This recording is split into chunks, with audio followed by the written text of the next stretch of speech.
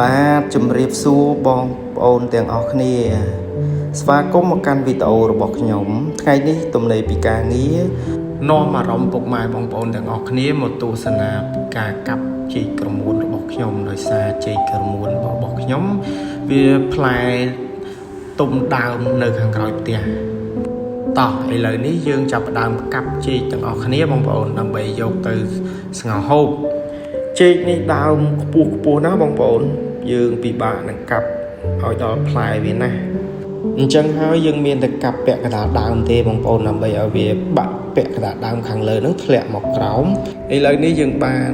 ផ្លែចេកដែលវា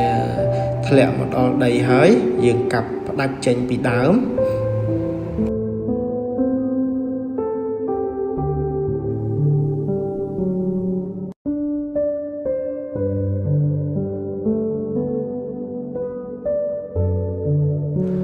បាទឥឡូវនេះយើងកាប់ផ្លែចេកក្រមួនបានហើយ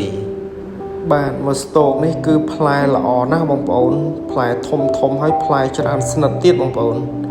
ល្អមែនតែនសម្រាប់មួយស្ទោកនេះបងប្អូន